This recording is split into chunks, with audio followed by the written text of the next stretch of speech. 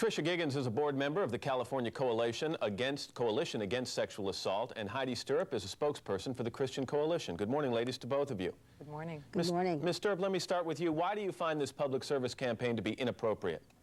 Well, let me first suggest that the message here, of course, is that men never have a license to rape, never have a right to rape.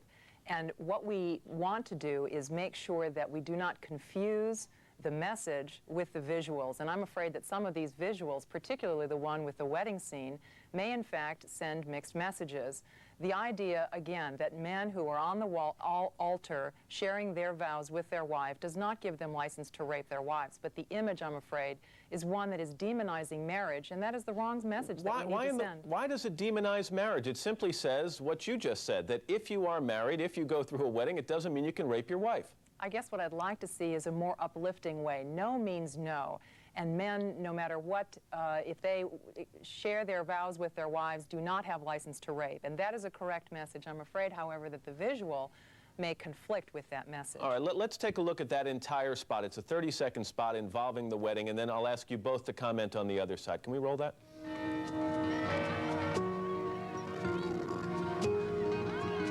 I, Damien, give to you, Sabrina, this ring to love, honor, and respect.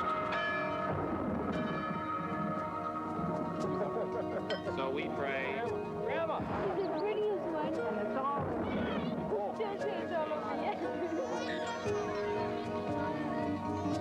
Ms. Giggins, why do you think that's an effective spot?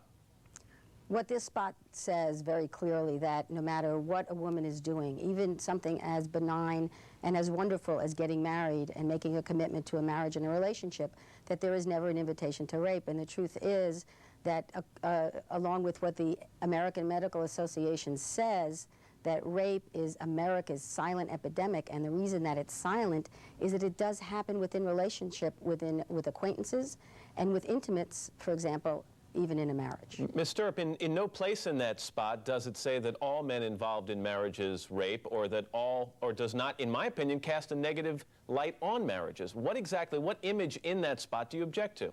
For those of us that enjoy a very healthy marriage and remember our wedding day as one of the most happiest days of our lives, I'm afraid that this image shows that really marriage is an invitation and a license and an opportunity for men to take advantage and rape and abuse their wives. And I think but unfortunately, isn't it the case that oftentimes that does happen?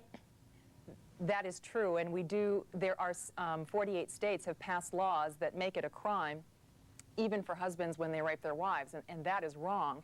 But I do not want to see the institution of marriage held up as the primary situation that causes rape. All right, let's take a look at another example. We're going to roll, and we can do it right now, another spot that involves a scene in an elevator where a woman walks in wearing a shirt that exposes some cleavage.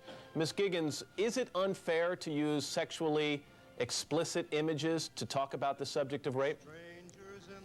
I don't think it's unfair at all. I think what we're trying to do, what Calcasa is doing, is actually trying to show that rape does happen, an act of violence does happen in the sexual arena.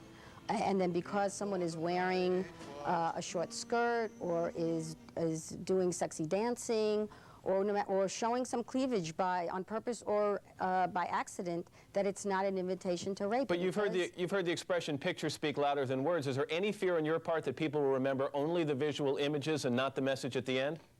Well, I want them to look at the visual images, and I want them to connect it to the message. Exactly, because we're taking a public health approach. This is a public health problem, and we need to get some national discussion and focus on the amount of sexual assault that goes on by intimates and acquaintances, and also by strangers in our country. Ms. Stirrup, can't people see images just like the ones we just saw on television in prime time and on soap operas and in the movies? What's so bad about putting them in connection to a serious subject like rape?